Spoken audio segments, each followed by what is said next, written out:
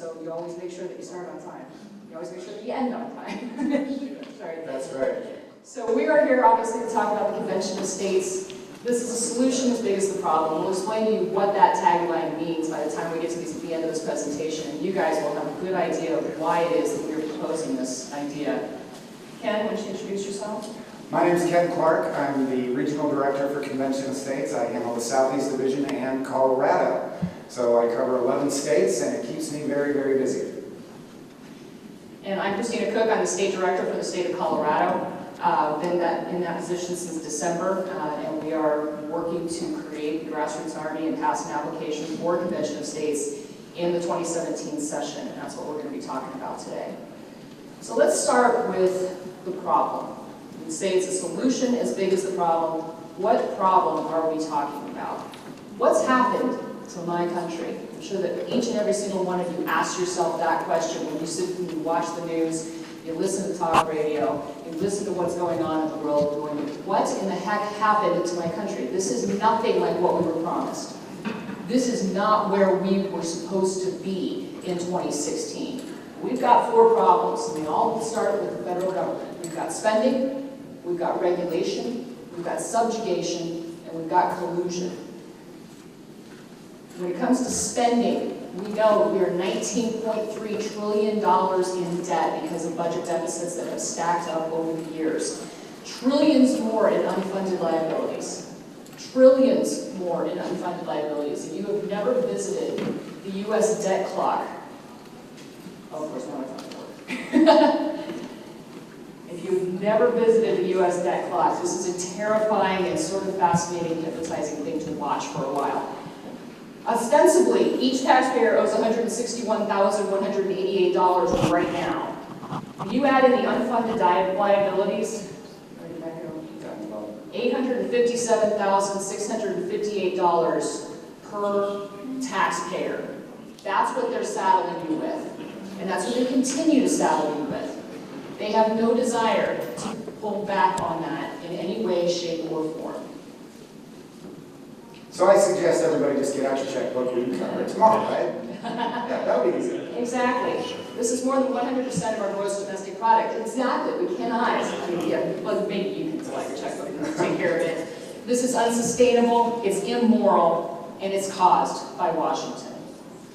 So let's talk about regulation. Anybody like the IRS? Anybody like the EPA? How about the BLM? Anybody like any of that? Those bureaucracies run without the authority of Congress. They make up their own policies, they do what they want to do, and the amount of regulation is beyond comprehension. Each and every person in this room is a walking, talking felon. They project that pretty much every citizen in America commits 6 felonies a day because it is impossible to know what's in the federal regulatory code. There is no accountability. None. They're not even accountable to Congress. They just make up their own policies and do what they want on a whim. Okay? It has made us, and this is a statistic that I was unfamiliar with, each and every American is now 72% poorer since 1949 as a result of this regulation. And who are you going to fight? When the EPA shows up at your front door because you built a pond in Wyoming after you went through the city government, the county government, and the state government and got all the approvals, and the EPA swoops down and you're a welder making $47,000 a year, they're going to put you under. That is a problem. It's unconstitutional. It's crushing to business and individuals, and it is caused by Washington, D.C. We also see a problem where the states have been subjugated to federal authority. This is not the way that it was supposed to work. The states have been bribed with these federal grants. They have these mandates that are attached to those grants. They've become regional authorities for the federal government instead of the sovereign states that our founders intended for them to be. What is often attached to these federal grants also is a radical social agenda. Common Core? Anybody? Anybody? This is exactly what's going on. 30 to 40% of Colorado's state budget, depending on the year, is controlled by the federal government, not by our General Assembly, not by our state legislators. The federal government is telling us what we can do with our money because of these mandates. We've got a situation where states have pledged fealty, like in a feudal system to Washington, D.C. They've lost their sovereignty. This has all been caused by Washington. So let's talk about it. Collusion. Limited government versus liberty. Our Constitution was set up so the states would be sovereign entities with a limited federal government to do things like, oh, I don't know, have a national defense, okay, and help with trade, things of that nature. Checks and balances, the three branches of government. But the fourth branch was the states. We know what the three branches of the federal government are, but the states were the ones that were supposed to keep the federal government in check. It's no longer the case. So their system is, you scratch my back, Exactly. I think you all know and they will take care. And let's face it, doesn't matter which party it is, the parties want to be in power so that they can control the purse strings so they can enrich their benefactors. End of story. They decide, you be quiet. They dictate, you obey. All of it caused by Washington, D.C. This is not a partisan issue. It really shouldn't be a partisan issue. Obviously, we're talking to folks at the Western Conservative Summit. I think the conservatives instinctively understand this.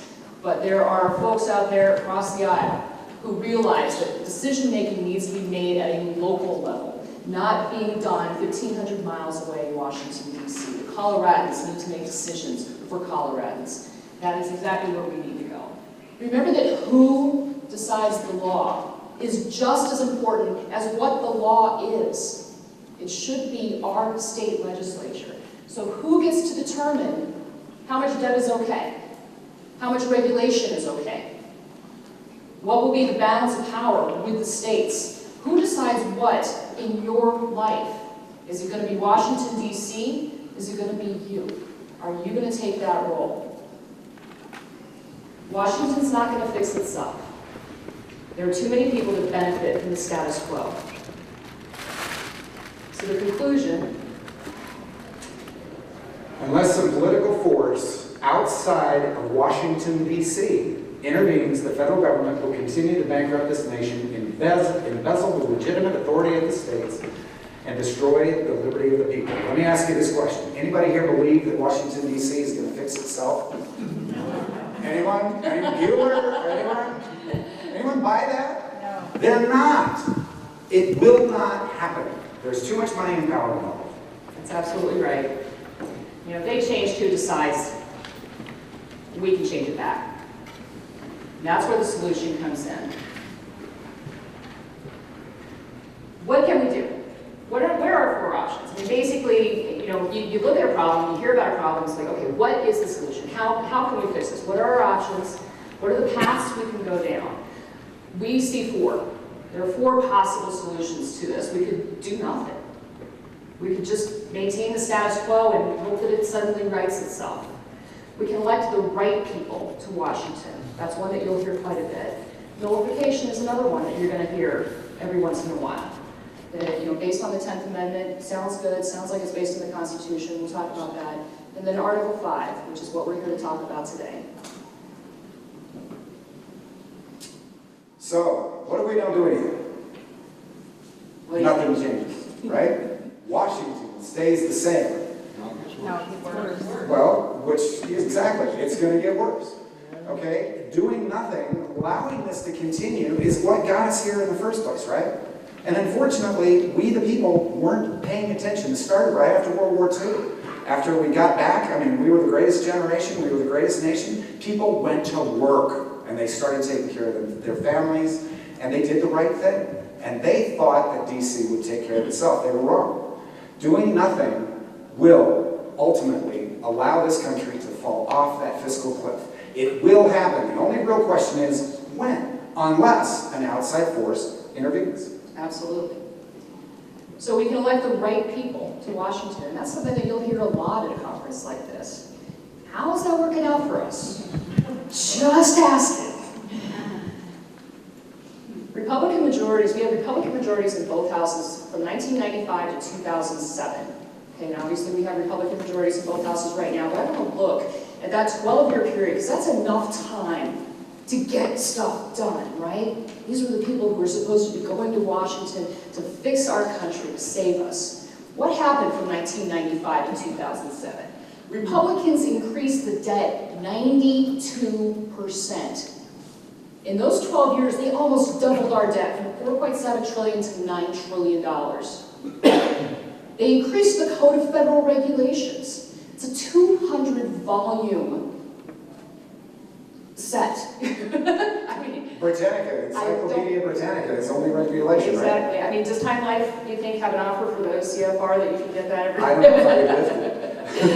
134,000 pages when they started in 1995. In 2007, it was 156,000 pages. It was not going down. They were not decreasing regulation. They were not decreasing the burden on our small businesses. It was a 16% increase. And they might look at that and say, but it was only 16%. Yeah, that's the problem. It's not supposed to be going in that direction at all. There was no decrease in the size, scope, or power of government, period. So let's talk about nullification. All right, first of all, what is nullification? As you can see, not accepting federal funds without strings attached. That every state should already be doing, because let's take the, my favorite one is when they forced the drinking age up to 21, nationwide, right? Yeah. If you didn't, as a state, raise your drinking age to 21, they pulled all your federal highway dollars. So every state is forced to do it. That's the blackmail. Okay, declaring a federal action unconstitutional by declaring it void. Okay? That we'll talk about more in just a minute. So states can and should be the first one, but let's talk about the second one. Let's talk about that in detail. So if a state says to you, increasing our national debt is unconstitutional, great. Can you nullify the debt? Anyone? No, you can't. You can't nullify the debt. Even if all 50 states jump up and down and say, we don't accept the federal debt, it's federal debt, not state debt. The states don't have the power to nullify it. States can nullify, or they cannot nullify the national debt, they cannot nullify the federal agencies that are spying on us, the NSA, etc., and they cannot make unilateral decisions for the president to take our nation to war. They can't nullify those things.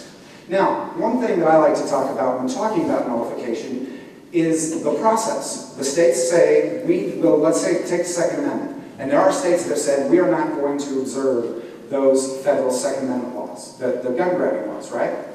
So that state's taking a stand. Have the other 50 states taking that stand? And let's say they do. And let's say they do nullify that law, null and void. The next year, Congress is going to pass it again. Then the next year, we're going to nullify it again. Then the next year, they're going to pass it again. And the next, on and on and on. You must really hate your kids, because that's going to keep going on for centuries. The federal government will never give up. Count on it. So nullification may be an option, but it's not going to be the solution. The 10th Amendment, it establishes principles. Now, can anybody tell me what action verbs there are in the 10th Amendment? Action verbs, 10th Amendment. That's right, there aren't any.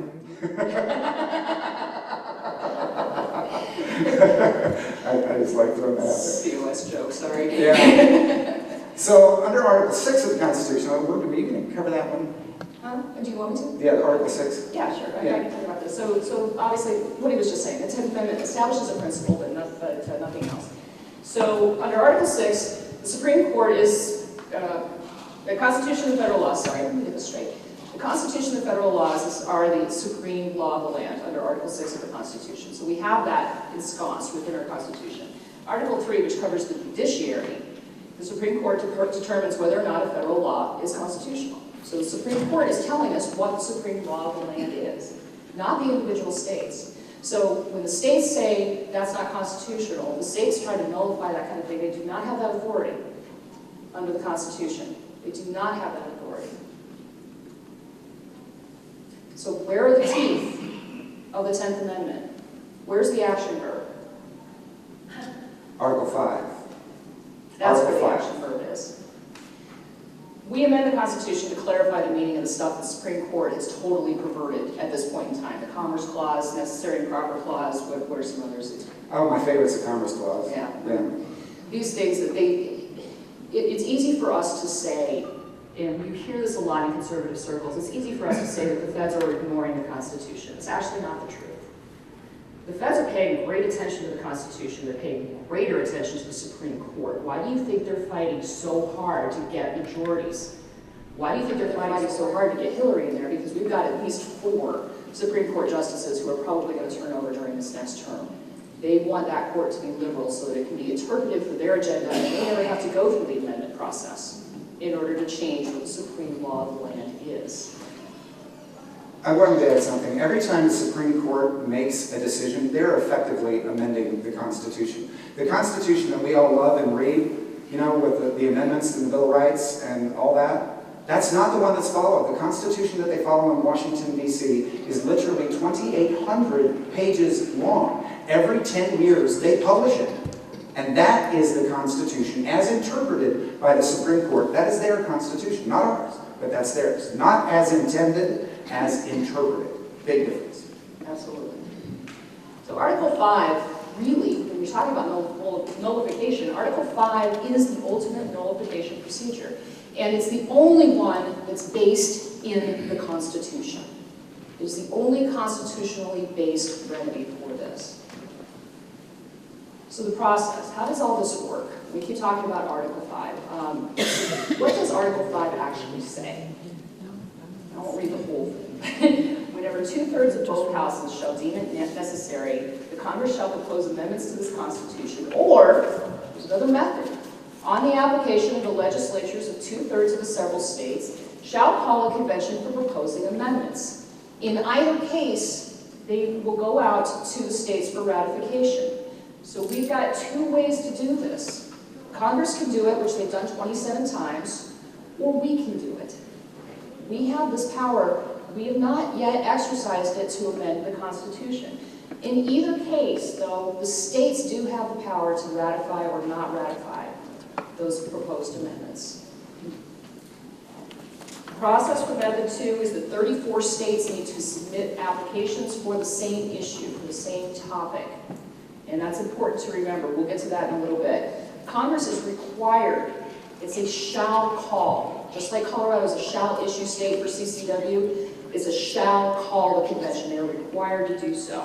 Then the commissioners debate, propose, and vote upon the amendments. The proposed amendments are sent to the states. And if the states ratify, if 3/4 of the states, 38 states ratify, then it becomes part of the Constitution. The founders included this because they knew, without a doubt, that the feds were going to exceed their power. They knew the heart of men. They knew how this worked.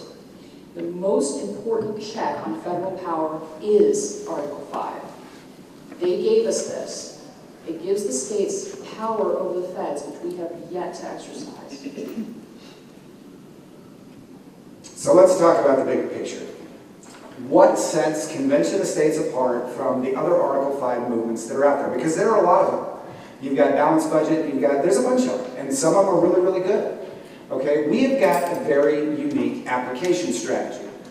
Convention of States Project has chosen not to write an amendment and try to get the amendment pushed forth through the states.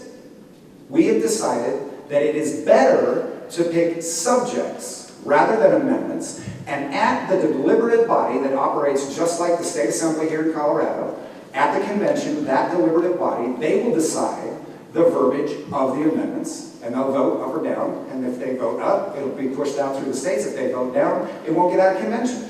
But it's based on subject matter rather than specific language of an amendment. That sets us apart. Second thing is strong grassroots support. We're the only organization in the history of the United States that has dropped legislation simultaneously in 34 states. We did that. We have got grassroots organizations in all 50 states. We've got over 1.6 million supporters. We've got 600,000 hardcore volunteers, active chapters in all 50 states. We have state directors and leadership teams in all 50 states. We're the only Article 5 organization that has that kind of infrastructure. We were founded by Citizens for Self-Governance, Mark Meckler and his organization. Those are the guys, by the way, that are suing the IRS because the IRS targeted liberty groups. That's us. Mark Meckler and Michael Ferris. Michael Ferris, you may know him from his work with homeschooling. He was the guy that made homeschooling legal in the 70s because it was illegal before that. And it took him a lot of years, but he was able to get it done. Mark Meckler was one of the co-founders of Tea Party Patriots. So that's who we are, in a nutshell. Founded in what year? I'm sorry? Founded in what year? The Convention of States, 2013. So we're a very young organization. We were founded in 2013. We've been alive for just about 2.5 years.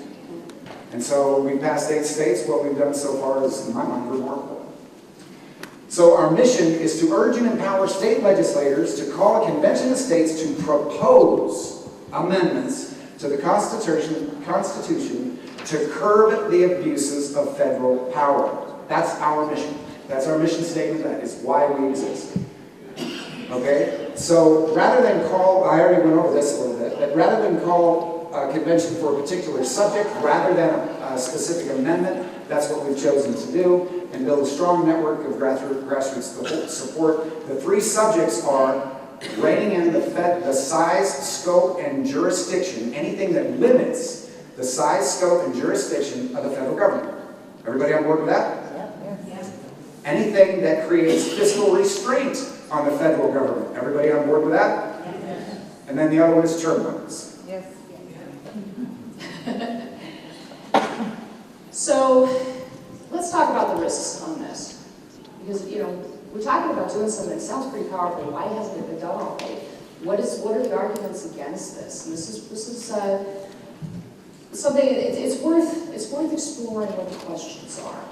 And if you've walked in here having heard anything about Article 5, not from us, then it's possible that you have some of these questions already. So we're going to endeavor to answer them for you. So isn't this a constitutional convention? Or you might have heard the term con-con, which is a nice way of saying constitutional convention. Yeah, it's nice and rainy. Our opposition loves to use that. Flying something. Do you want me to tackle it? Yes. Well, there's a very big difference. I like to explain it this way. A constitutional convention, like what we had, what? We're going to cover it. Oh, We're okay. going to talk about it. But, okay, so we don't have any idea how this is going to operate. We don't have any historical precedent. You might have heard that because it's never been done before, right? Won't the topic be anything that the delegates want? In other words, won't it be a runaway convention? Opening up the Constitution for a complete rewrite? Won't Congress be the ones controlling an Article 5 convention and not the states? Isn't that a problem that we need to be looking at? And aren't there just 0 safeguards in this entire Constitution, or in this entire process to protect the Constitution from rogue delegates, from George Soros and the big boogeymen in the room? These are the 5 questions I think that, I see some of you nodding your heads, so you've heard some of these before, and you want them answered, right? Let's start with con-con. And this one's me. Yeah, that was it. Sorry. I got ahead of myself. Sorry. He gets excited. What are you going to do? So the opponents of an Article 5 use this to imply that this is going to proceed like the Philadelphia Convention that gave us our Constitution. That's what they're trying to imply, that we're coming together as states to rewrite the Constitution from the very ground up and give us a completely new Constitution. That's not true. And the reason is because of the source of authority. The Philadelphia Convention got its authority from the sovereignty of the states, the residual sovereignty, even under the Articles of Confederation, the states were still sovereign entities. And so that is how they came together, was as sovereign entities, just like foreign countries coming together to create a treaty. That is exactly what the source of authority was for the Philadelphia Convention. But under Article 5, the authority is the Constitution itself. And it is limited, because of that, it's limited to proposing amendments to the Constitution that we already have. So it's not a constitutional convention, it is a convention for proposing amendments. A convention called under Article 5, obviously I just said that. The thing to remember about this con-con argument, when you hear this, is that it is a straw man argument. They want to argue against the constitutional convention. We're not proposing in a constitutional convention. So they're arguing against apples, we're proposing oranges. Remember that it's a straw man. They're setting it up so that they have something to argue with, not the true merits of what we're trying to do. Okay. So how will this operate? The states have met in conventions at least 33 times. The last one, the state of Colorado met it. And this used to be common everyday practice for states when they had issues with each other. They would get together and they would solve their problems. Colorado was involved in the last one, I can't remember the year, I think 1922. 1922, yeah. And it was over water rights, water issues, and they solved them. They got them fixed. Okay, so we have a clear precedent because we have historical precedent on how conventions work. It has been, states have operated under the convention rules 33 times. This is not anything new. We know, for example, from those conventions, those 33 conventions that have already happened, it's always one state, one vote. Always. The procedures, in fact, the entire process is going to resemble the process of any deliberative body. It is not going to look anything like the RNC convention in Cleveland. It's not going to look anything like that. It's a deliberative body creating policy, and that is how it will proceed. I mean, Congress is going to run away every time it meets. It may be doing things that we don't like, but it is not a runaway every time it meets. Neither is the Colorado General Assembly. So, can it be limited? Yes. The simple answer is yes. Inherently, in the resolution itself, there are only three things on the table. Limiting the power and scope of federal government, term limits, and fiscal restraint of the federal government. Those are the only three things that are allowed. There have been over 400 Article 5 applications made by the states as a whole.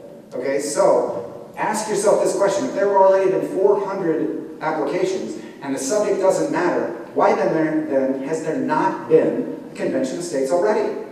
The answer to that question is because the subject means everything. If the subjects are not in line and those applications are not uniform, there will be no convention. They have, the subject matters. Okay? Topics don't match. That's one of the reasons. I just covered that. Topic is integral to the application. If they are not germane, there will not be a convention. Congress doesn't want a convention. Because guess what? We're going to take their power away. And they don't want that to happen. So if the subject didn't matter, we would have already had one.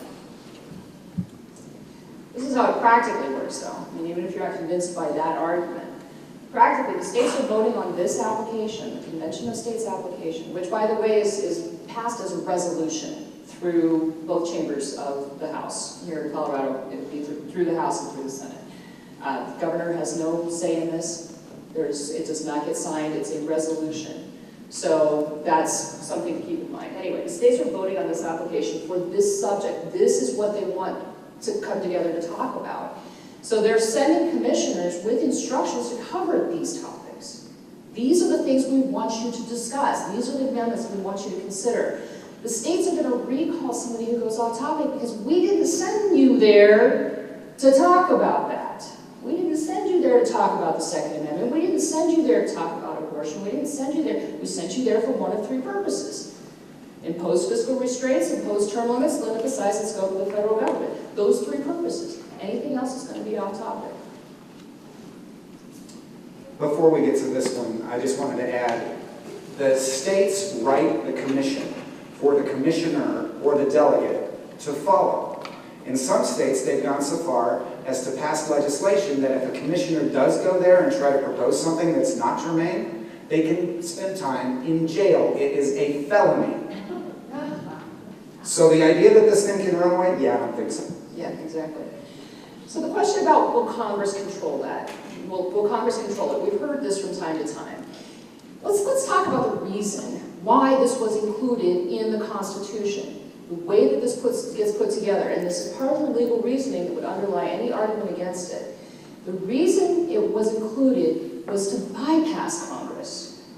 George Mason said, the original language of Article 5, before they changed it on September 15, 1787, said that the Congress, whenever 2/3 of both houses shall deem it necessary, or on the application of 2/3 of the legislatures of the state, shall propose amendments. In other words, Congress was in charge of both processes. They were immediately in charge of it on the one hand, and they were secondarily in charge of it on the other hand, because the states had to apply to Congress and say, would you please send this out, please, we're begging you to send out this application or this resolution or this amendment. They're not going to do it. And Mason said, that's not going to work because the states are never going to be able to get the necessary amendments to roll back the federal government if they exceed their power. Well, guess what? That's where we are. George Mason saw this in 1787, put this in there, and now it's time to use it. Now it's time for us to take care of this. So that's the reason why it was put in there. Congress has its own method for proposing amendments. That's the first method under Article 5. They have their own thing that they get to control. They don't get to control both processes. There'd be no reason to include a path for the states to propose amendments if Congress was going to control both of them, and just leave it out. So their role in this process, they're rolling. I get excited, you know, I'm very passionate about this. They issue the formal call. That's one thing that they do. They're called upon to do that in Article 5. The second thing that they do is they get to choose between two different methods of the state ratification. There's the 22nd, the repeal of prohibition used the convention method, right? Right. They can say, states, you're going to hold conventions in order to ratify this amendment. All the other 26 amendments have been ratified by the state legislatures themselves. But Congress gets to make that choice, and they issue the formal call. That's all they do. They don't set the rules. They don't determine who the commissioners are. The states do that. The commission does, or the deliberative body sets its own rules. You know, this is how it works. The states have full control of this process. So, are there safeguards? Well, yes. There are a lot of redundant safeguards in this process, and they have a lot of historical precedent. First and foremost, we've already covered it. The topic is specified in the applications. Any proposals that go outside of the application itself are out of order. They are out of order. They cannot be brought up. And there will be delegates from all 50 states at there, and believe me, if somebody decides they're going to bring up something that's not germane to the application, someone from Texas could go, that's out of order, that commissioner is going to be recalled by their state, and hopefully they will have hell to pay. State legislators can recall the faithless commissioners. Every state legislator has the power to recall a commissioner that is not acting according to their commission. And the commission is simply the orders that the legislature gives them to follow while they are there. So, do you want to handle agency law? Yeah, and then under agency law, basically the commissioners are going there as agents of the state. So if you're familiar, do we have any lawyers in the room? Anybody who...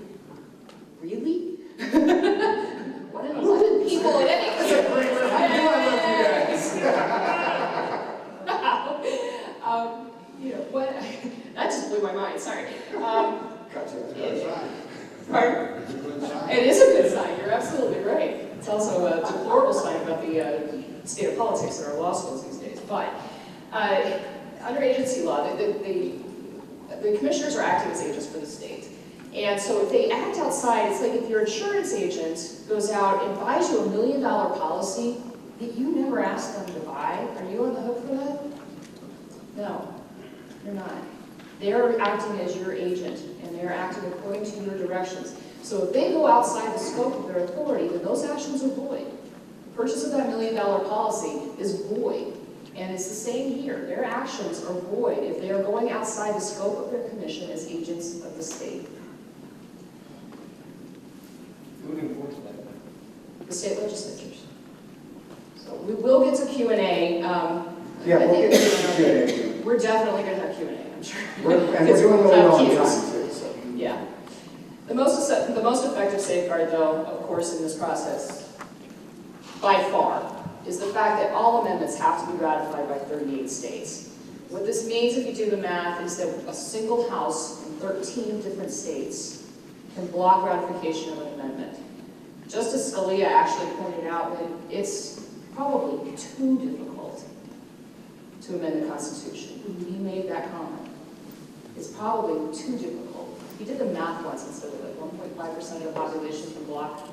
Yeah, something like that. I can't remember what it was. So knowing that that's the case, any rogue amendments that get out requires a coalition of 13 states. I think considering that we have 31 state legislatures that are controlled by, both houses are controlled by Republicans, I think that we can block any attacks on our rights and freedoms. I also think we've also shown that that just can't happen. Yes. But what's really interesting is that most of the opponents of Article 5 conveniently leave this part out. They don't want you to think about how easy it is to block. The convention is solely for proposing amendments. got established historical precedent. We know that the convention can be limited. Oh, it has to be limited. The convention has to be limited. So our topics are just as you see here: impose fiscal restraints, impose term limits, and limit the size and scope of federal government. Those are the only three subjects that can be discussed at a convention of states for the purposes of proposing amendments. That's it. That's it, guys. Nothing else. The Bill of Rights is off the table. Everything in the Bill of Rights is off the table. Absolutely. And then Congress just has two jobs. They can call it, send it out for ratification. Otherwise, they have no role.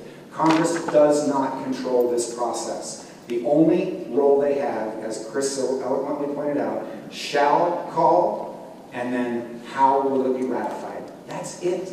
This whole process circumvents Congress. It circumvents the Beltway. It circumvents Washington, D.C. It gives the power back to us through our state legislators. And then, of course, as we were talking about, the amendments must be ratified by 38 states, only 13 are part of the bloc. So ask yourself this question. Given all the safeguards that are built into the process, given the answers to all of these, which is more dangerous? Calling an Article 5 convention that our founders intended for us to use during this time of dire need, or sending the Supreme Court and the President and Congress to work every day? I think I know the answer to that question. How many think it's Article 5 at this point? Thank you. Got a little work done. So we do have opposition. We've got a lot of opposition out there. And who are the opposition? Who are the opponents? Why are they against us? Let's dive into this a little bit. Okay, so we've got the John Birch Society. They are actively opposing any Article 5 resolution. We've got the Eagle Forum, Phyllis Schlafly. They're actively opposing any Article 5 resolutions. RMGO, NAGR, Dudley Brown, Mike Rothfield, they're opposing it based on Second Amendment issues that don't exist. And then we've got progressive liberals. They are wickedly opposed to this process because we're trying to stop Washington, D.C. And as you are well aware, liberal Democrats like big government. They live for it. So those are pretty much who. But who doesn't really answer the question as to what their arguments are. So let's dive into that a little bit. Right. Well, let's talk about why they oppose it. Each has their own ostensible reasons. Liberal, progressive, you just were very eloquent about that, and you mentioned Second Amendment on RMGO. Do we have RMGO members here? Former members, yes. Former members, thank you. Okay. I'm sorry, Rocky Mountain Gun Owners. Okay, and NAGR that we mentioned earlier is the parent organization's National Association for Gun Rights. So what are their arguments? This I'm going to take a little bit of time to talk about. Chief Justice Berger, Chief Justice of the Supreme Court. How many of you know who he was? What is his signature decision? Roe v. Wade. That's right. Chief Justice of the Supreme Court, Robert Berger, gave us Roe v. Wade. Right after that happened, there was a nationwide movement based on Article 5 to propose an amendment to the Constitution to repeal Roe v. Wade, to overturn a Supreme Court decision. If you remember, the 11th Amendment to the Constitution was done to overturn a bad Supreme Court decision, right? So Justice Berger got to look at this and went, I don't want that to happen to me. Phyllis Schlafly of Eagle Forum reached out to Robert Berger and asked him about Article 5. He wrote a letter back to Phyllis Schlafly using words like con-con, using words like runaway convention, using terms like that, which you see in our opposition's emails today. Justice Berger gave us Roe v. Wade. Whether you're pro-life or pro-choice, that legislation, if you've ever looked at it, the gymnastics and the contortion it took to get that thing done was an abomination. Okay? But he had never before written about Article 5. He never again wrote about Article 5 after that. That was the only time he had ever even looked at Article 5 of the Constitution, was to write that letter to Phyllis Schlafly. Eagle Forum bases their entire opposition to Article 5 based on that. Now think about that. Some of our opponents are militantly pro-life, and in my mind, rightfully so. They are militantly pro-life. Yet they use Chief Justice Robert Berger's letter demagoguing Article 5 against us. How on earth does that make sense? It doesn't. It doesn't make sense. So that's what the Robert Berger letter is all about. And it really is the source of a lot of what we see coming from the oppositions to COS. Yeah. You mentioned, talking about a con-con, I mentioned earlier, that's a straw man argument. It's a logical fallacy. They're setting up an argument against something that we are not arguing for. It's apples and oranges. Talking about the runaway convention, which completely ignores the safeguards, especially the ratification piece, and needing 38 states to ratify any amendments. It talks about Congress and politicians being in charge, ignoring the historical precedent, ignoring the only two roles that Congress has to play in this, and instead asserting, falsely, that Congress is going to be in charge of this. Paints the process as a black box. This is the one I love. You want to induce fear in people. You want to get them to stand still out of fear. Then don't tell them what is actually involved in the process. Don't tell them how we're actually getting from point A to point B. Just paint it as a black box, as an enclave. This is the way I usually say it. We're setting our Constitution behind closed doors, and we won't know what they've done to our Constitution until the white or black smoke comes out of the other end. That's the way that they paint this. Yes. We have to pass it so we know what's in it. I mean, that's not the case. I mean, think about what a convention states, especially in this day and age. 24-hour news cycle. The internet, Drudge, all the websites, and all the ways of keeping tabs on something like this. This thing is going to be blown wide open. It's going to have 24/7 coverage. You're going to have every single pundit weighing in on this. Opinion pieces in the Wall Street Journal, and The Economist, and foreign whatever. I mean, you're going to have all of this coverage. It's going to be incredibly transparent. We're going to know exactly who the delegates are. We're going to know exactly what's going on in the committees. We're going to know what's going on in the body of the committee as a whole. We know all of this. Well, it'll be the single most historical event in the United States politically since the 1787 convention. It will be. So you think people aren't going to be paying attention to it? You think some of the people in this room might have a problem if one of their commissioners gets out of hand? They might call them back? Yeah, I think they might. And I wanted to make one other point as it refers to the Constitutional Convention. There are two ways to amend the Constitution. Congress can propose amendments, states can propose amendments. So Congress meets every single day, right? Isn't that a Constitutional Convention? Wouldn't that be the same thing? Great point. That's an excellent point. I hadn't really thought of it that way. Okay. And then finally, you'll see a lot of it is mischaracterized because it is called a convention for proposing amendments. And our conventions, the way we think about those things when we're in politics and deeply embedded, as all of you are, we think about the RNC, we think about the DNC, we think about balloon drops and lots of red, white, and blue and people with funny hats. That's the way we see a convention. Based on what I've described so far, does any of you think that any of those things are going to be a feature in something like this? And so it's ridiculous to make that parallel. But again, trying to paint it as chaos, trying to induce fear. Then they added a few other arguments, I'm going to be generous on there, for good measure. Will these corrupted officials magically start obeying the Constitution just because it's amended? As we discussed earlier, they're already obeying the Constitution. They're paying very close attention to the Constitution. They're amending it through the courts. They're amending it in a way that the states can't get back at it unless we follow this process. Gambling our Constitution away to committed leftists. Yeah, that's my favorite. A constitutional convention means surrendering our rights to career politicians. No, I'm not a career politician. Well, and again, it says Constitutional Convention. A Constitutional Convention compared to Convention of States for the purposes of proposing amendments is like comparing a semi-tractor trailer to a tricycle because they both have rubber wheels. They are two very different things. Exactly.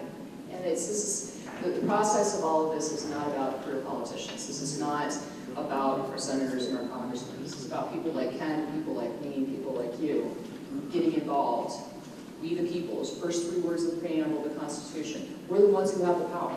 We're the ones who delegate it to the government. We're the ones who need to keep tabs on it. So what I want you to remember is there's somebody in the political arena is using those arguments, is using those kind of tactics to urge you to a course of action, always, or a non-course of action, as the case may be. Always ask yourself what's in it for them. Always ask yourself what's in it for them. Why are they asking me to do this? These groups go through political analysis to decide what direction they're going to go, how they're going to spend their resources, how they're going to direct what they've got at hand. They ask 4 questions. Does it raise new money? Does it help their friends? Does it hurt their enemies?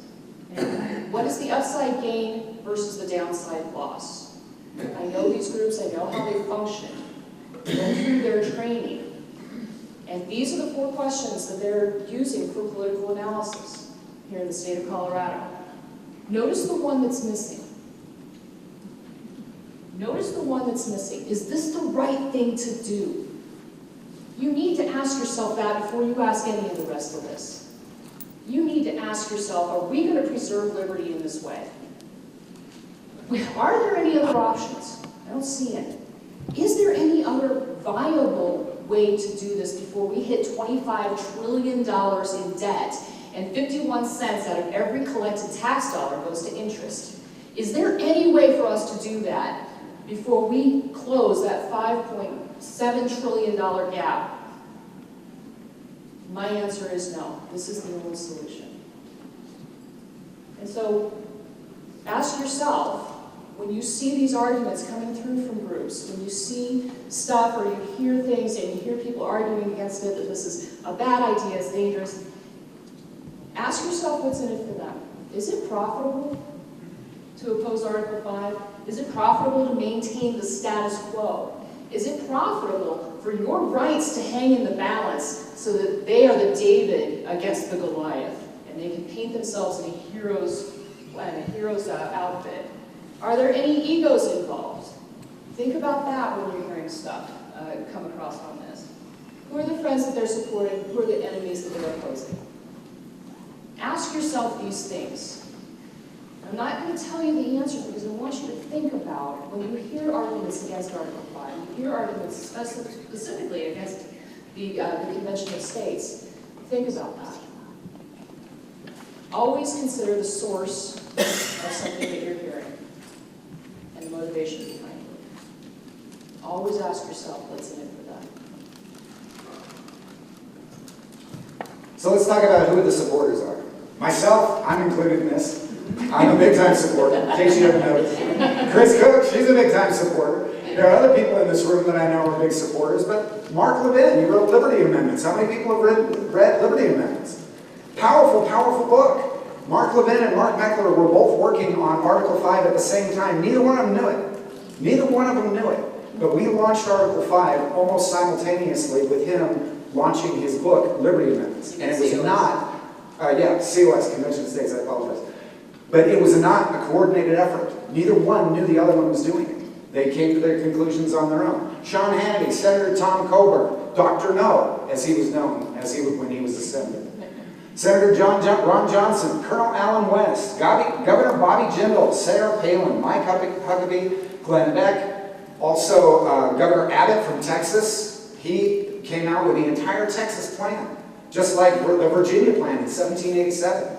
He knows what he wants to do. And Tennessee is working on the Tennessee plan. Now Louisiana is working on the Louisiana plan. On and on it goes. They're taking this process very seriously. We've got 1.5 million, well, that's a little outdated. We're getting volunteers to the tune of about, 1,000 a day that are coming into the Convention of States.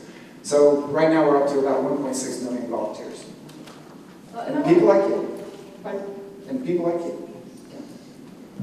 I want to talk about Senator Coburn for a second, because he's one of our big faces in COS, and we like to point it out. Part of the reason is because he was one of those right people we sent to Washington.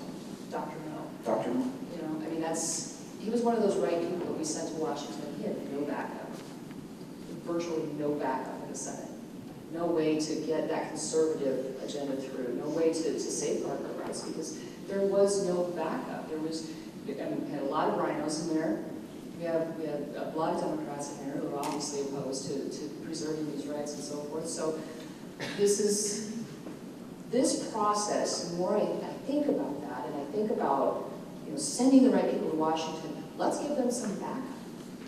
Let's give them a structure that allows them to put their foot down and point at the Constitution, instead of putting their foot down and pointing at their heart.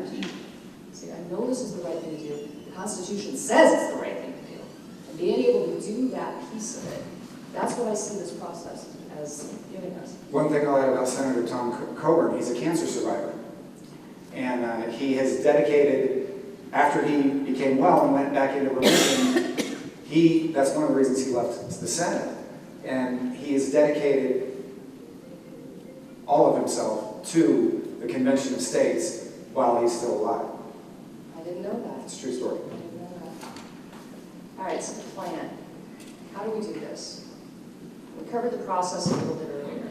COS is working to get viable political operations in at least 3,000 of 4,000 state house districts in 40 states. The way the Convention of States is organized is we are organized at the state house district level. So we've got 65 state representatives in the state of Colorado. We want 65, I want, because I'm an overachiever, I want 65 district captains. And each of those district captains bringing in 100 people.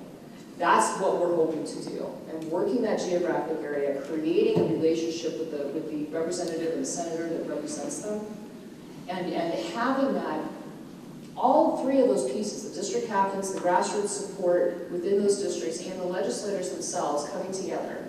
That's what our plan is.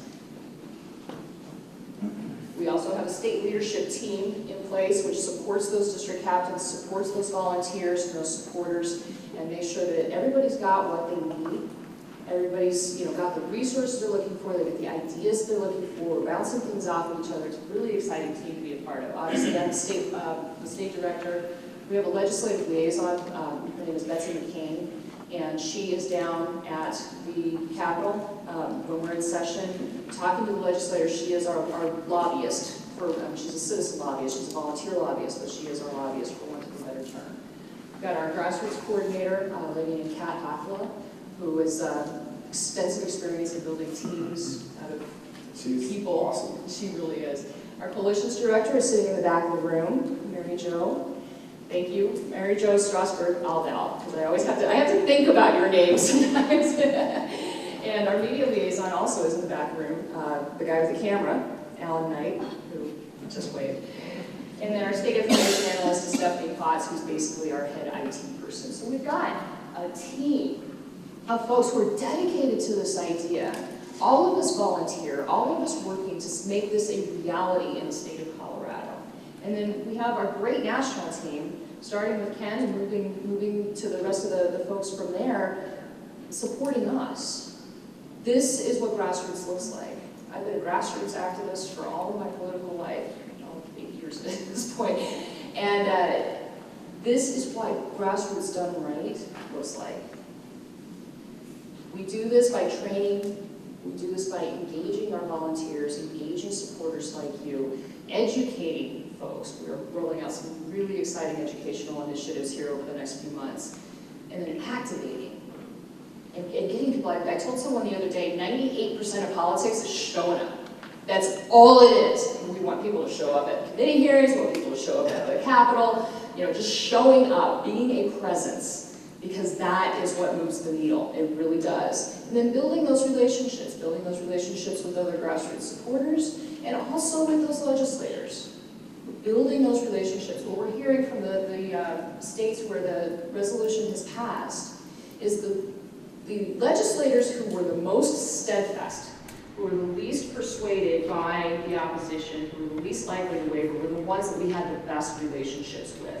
That they knew the district captain in their district. They knew a bunch of their constituents who really did support this and made time and effort, taking the effort to create a friendship, a relationship with that legislator. So that's what we're aiming to do here. So how you can get involved here in the state of Colorado, and I'm hoping that each and every one of you will think about it. You can pull out your smartphone right now and sign our petition. Go to cosaction.com and it comes up on mobile. It's absolutely beautiful. Or I have laid a hard copy petition on each of your chairs. Feel free to fill that out as well and get that back to me, and we will get that in. And that will make you part of our grassroots team. And so if you, I do not send out a lot of email. In fact, I probably send out to a few. But Yeah, we needed to talk to you about that. yeah, great. I'm kidding. So I mean, we're not trying to spam you or anything like that. We need a way to get in touch with you and give you the information that you need in order to help this process move forward. This is how we make it happen. Educate your friends and your neighbors. Talk to them about this. Bring some of the literature that you can find down at our table. We're down in the exhibitors area at booth number 624. We'll find this and pick up some literature. Talk to your neighbors. We'd love to start growing this.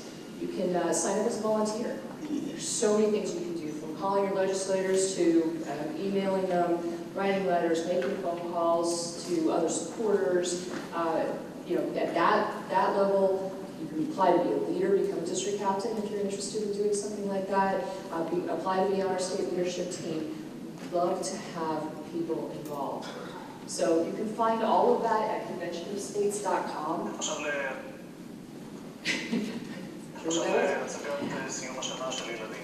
At conventionofstates.com. That's a great one. and check it out. The other thing that we are looking to do is part of the education piece. Where was it? As part of the education piece here, I give presentations, and other members of our state team give presentations as well. And so, if this is something that you have a group that you regularly attend once a month or something like that, and this is one of those subjects that you think might be interesting to that group, and a message that you would like to bring to them, let us know that. Let Mary Jo know that in particular. She is our coalition's director, and we would love to give a presentation to your group. You know, and I travel just about anywhere to make that happen. I enjoy doing this, in case nobody noticed. This is a lot of fun. So, so please let Mary Jo know that if you've got anything like that.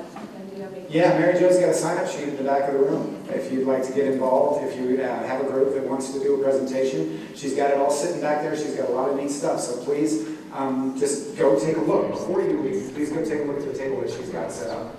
Please stay, because I really want to thank you guys for coming out and listening to this today. Some of this stuff is a little bit dry.